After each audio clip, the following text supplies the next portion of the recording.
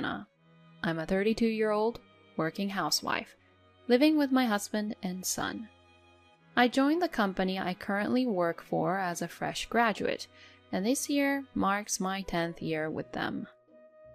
I took maternity leave when I gave birth, but I returned to work when my son turned 1, and I am still actively working in sales.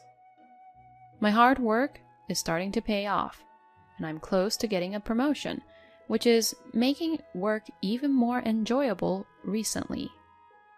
My husband, who is 3 years younger than me, is the exact opposite and has been changing jobs repeatedly since before we got married.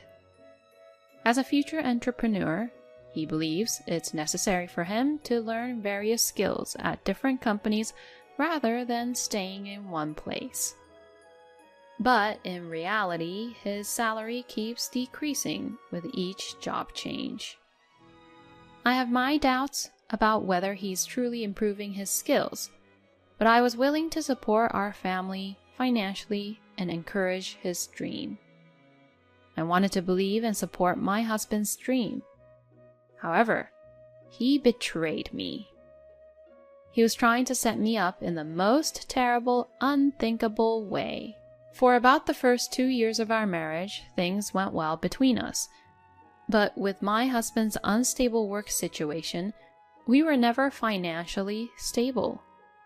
Still, living with my husband, who would talk about dreams after starting up his business, like building our own house and traveling abroad, was enjoyable.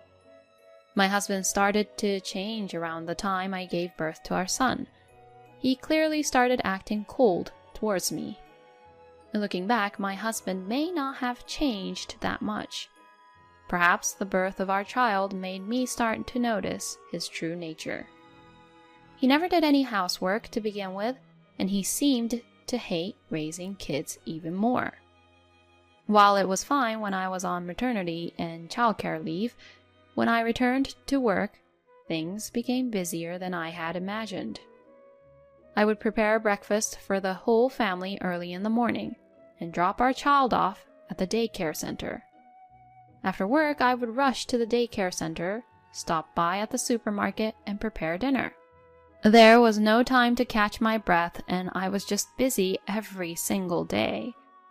Despite seeing how busy I was, my husband ignored it.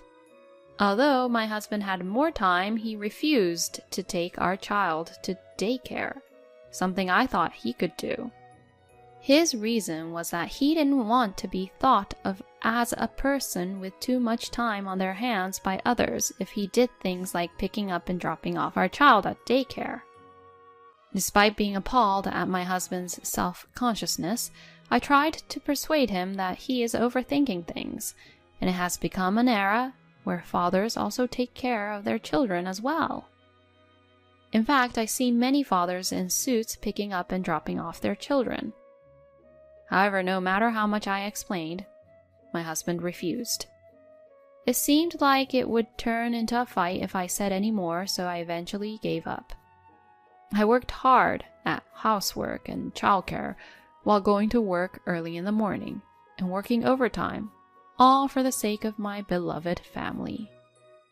Although it would have been helpful if there were someone to warn my husband who didn't help at all, and my father-in-law was the only person my husband was afraid of, but he was working away from home. My father-in-law, who understood my job well, always praised me for balancing housework and work. My husband continued to act freely even after finding out about my pregnancy. "Take better care of Anna," he would advise my husband. However, my father-in-law was transferred far away just after my son was born. Although my mother-in-law stayed at their home, she spoiled her son and was completely on my husband's side, which was not helpful at all. My mother-in-law, who had a long history of being a housewife, didn't seem to think highly of me as I continued to work after giving birth. In addition to that, she was probably worried about her son, who kept changing jobs and was not successful. She seemed to be frustrated with me, who was achieving more at work than her own son. Every time I met with my mother-in-law, she would make sarcastic comments, telling me not to just work but to fulfill my role as a wife and mother. My mother-in-law should understand that we can't maintain our current lifestyle just on my husband's income. Furthermore, her remarks gradually escalated, saying things like, "It's sad to leave the child in the daycare until very late, or that I should quit my job."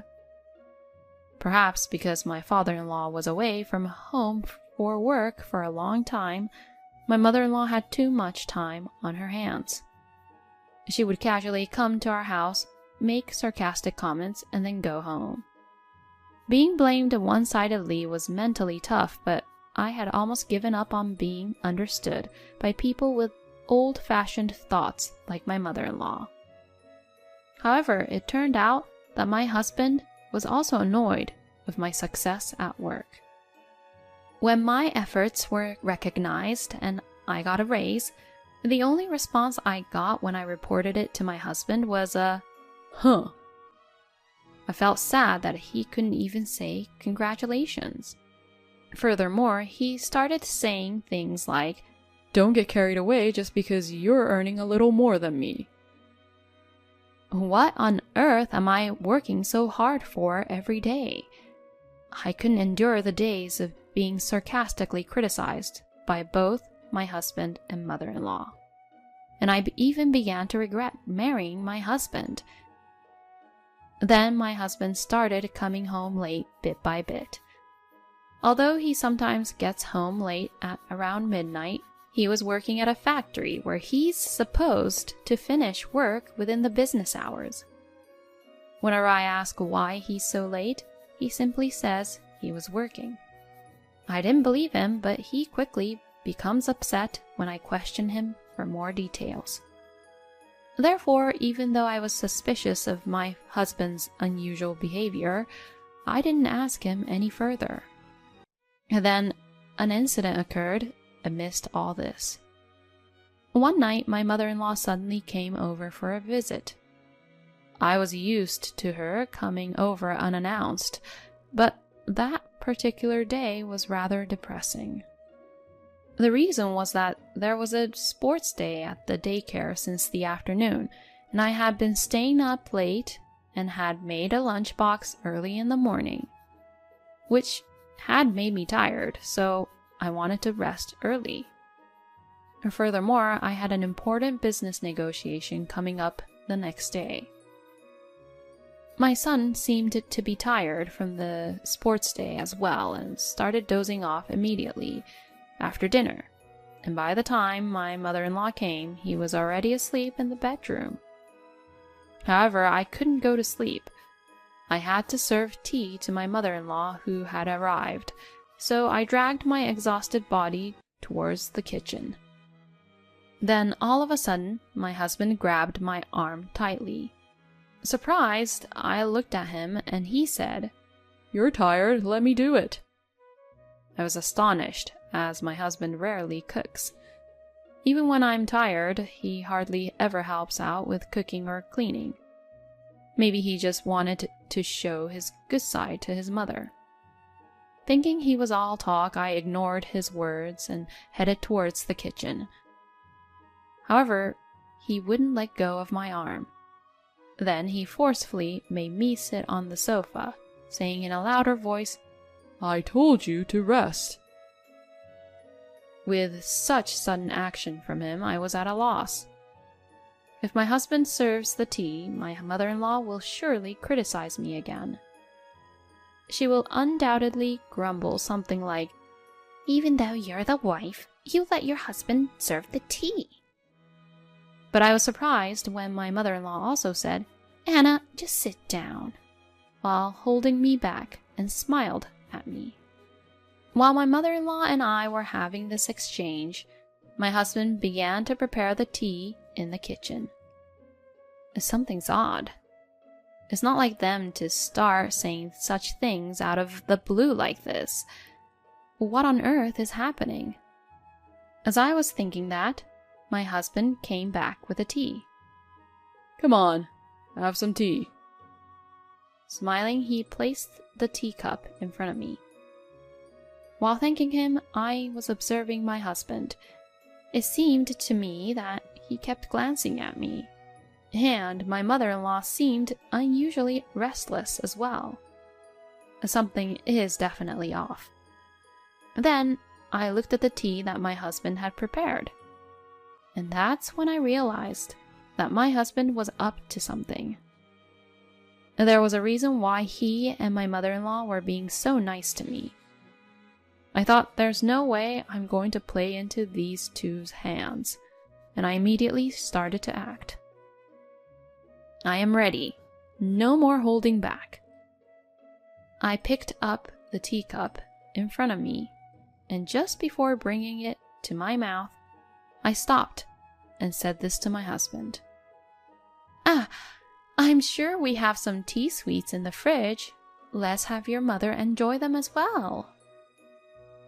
My husband would never usually serve tea sweets to a guest, but today, since he told me to sit and rest, there's no way he wouldn't get them. At first, my husband looked confused, but just as I thought he'd say, Yeah, you're right," and he headed towards the kitchen again. Then my mother-in-law also would say, "Oh, I feel bad making you go through all this trouble," and followed my husband. I did not miss that opportunity. When my husband came back, I finally brought the teacup to my mouth. My mother-in-law, who was sitting next to me, also began to drink her tea. After that, we made idle talk and showed my mother-in-law the video of today's sports festival, but my husband and mother-in-law were observing me unnaturally. Despite feeling such gazes, I calmly finished my tea. My husband, on the other hand, was watching me with a puzzled expression. I thought time would pass by without any incidents, but, as expected, something strange did happen. Suddenly, my mother-in-law, who had been chatting cheerfully until now, became increasingly pale, and the moment she began to frown, she stood up abruptly. Then, holding her stomach, my mother-in-law rushed out of the living room. The place she headed to, with her pale face, was the bathroom. "Ha ha! I knew it!" was what I thought, and looked at my husband. My husband was shocked and wide-eyed. Then, after giving me a glare for a moment, he quickly followed my mother-in-law. He banged on the bathroom door, where my mother-in-law ran into and shouted, "Hey, Mom, are you okay?" Meanwhile, my mother-in-law seemed to be moaning in pain in the bathroom, but I couldn't make out what she was saying. Well, I have a rough idea. After a few minutes, my husband returned to the living room, leaving my mother-in-law in the bathroom. To my husband, who was biting his lips with a pale face, I said, "The tea you prepared seems to have had quite a dangerous ingredient, hasn't it?" "So it's really your fault after all?" he shouted with his eyes wide open. To my husband, I replied, "You're the one who started it, aren't you? The tea you brewed for me was so suspicious that I simply swished it with your mother's teacup. That's all." When I said that, "You suspected me? You're the worst wife." he spat out the words, "You're the one who's the worst here." I couldn't help but burst into laughter because my husband's argument was so ridiculous. I knew something was wrong when I saw some strange powder in the teacup. You probably put some kind of laxatives in it, didn't you? Yes, that was what happened. Upon closer examination, there was a slight residue of something like a white powder on the rim and inside of the teacup my husband had served. If my husband was the kind of person who regularly prepared tea, I wouldn't have suspected anything like this. But my husband doesn't usually do household chores, and my mother-in-law seems to think it's natural for a wife to do everything. I couldn't believe that those two would try to give me an actual break. That's why I carefully observed my husband's actions and the tea he served. Although my husband confessed everything after I saw through his plot, his motive was incredibly trivial. Apparently, knowing that I had an important business negotiation the next day, my husband and mother-in-law conspired to sabotage my work. If things had gone according to their plan, I would have either had to cancel the negotiation due to sickness, or I would have ended up rushing to the toilet at the client's place. If that had happened, my reputation at the company might have taken a hit. Even so, it's a crime to put foreign substances into someone's drink. I wonder why my husband and mother-in-law went to such lengths to do that to me. It's simply pathetic. My husband, who had confessed everything, completely gave up and said, "If anything happens to Mom, I'll claim damages from you." But... Huh? What are you talking about? You're the one who should pay the damages, don't you think so? I replied with a snort. I know you've been having an affair for a while now anyways. What? My husband froze for a moment. Despite actually having free time, he claimed he was working and often came home late. Even on his days off, he would go out on his own, leaving no time to spend with his family. When he did happen to be at home, he was always messing around with his smartphone. Suspecting an affair from my husband's behavior, I hired an investigator to investigate him. As I expected, the results were that he was having an affair. My husband, who had become friendly with a young woman at a matchmaking party he had falsely attended as a bachelor, began dating her after lying about starting up his own company soon. The woman, who had just graduated from school and was naive to the ways of the world, likely didn't notice my husband's stupid lies. Later, my husband tried to justify his actions by saying that he wanted to regain his confidence by dating a young woman. I can picture him bragging about him becoming a CEO in the future. If he had time for an affair, he should have put more effort into his work. But maybe someone as spoiled as my husband could never really start his own business. Seeing my husband freeze and turn pale, perhaps never expecting that his affair would be discovered, I said, "So, let's get a divorce. Of course, you will have to pay child support." Even my husband must have given up, as he said, "Fine," and then blurted out, "By the way, I know you've been secretly saving money. After the divorce, I'm taking half of that savings." I couldn't believe his audacity. "Why do I have to hand over my assets to you? Ha!" I asked while letting out a huge sigh. Don't you know that money saved before marriage is not subject to property division? Most of that savings is money I earned when I was single. Upon hearing this, my husband said, "You're lying. Aren't you earning money now?" So I decided it was time to tell him the truth. The money I earned recently? There's no way I could make savings from it. You don't have any income, so I've been using my money for living expenses. Upon hearing this, my husband was disappointed, and I added, "And by the way, don't think about taking any of the furniture or appliances in this house. They were all purchased with my money. Also, this house is rented in my name, so pack up your things and leave quickly."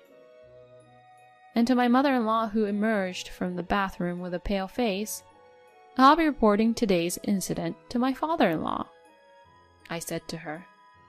To this, my mother-in-law pleaded, "Please, keep it a secret from my husband." Ignoring her, I immediately contacted my father-in-law. Upon hearing the story, he was furious and immediately demanded a divorce from my mother-in-law. Meanwhile, my husband, upon learning that he would not receive any property division, finally seemed to comprehend his situation. He pleaded to me, kneeling and crying, I don't want to break up. I can't live without you. But it was too late for such words to change my feelings. I hired a lawyer and successfully divorced my husband. Of course, I made sure to claim child support. Since my husband had a low income, he was unable to pay the child care in a lump sum and ended up with a huge debt. Moreover, since I had filed a complaint about the laxatives in my tea, my husband and mother-in-law were convicted of assault. Although they received suspended sentences, both the mother and her son ended up with criminal records. His mistress also lost affection for him, and now my ex-husband works from morning till night to pay off his debts.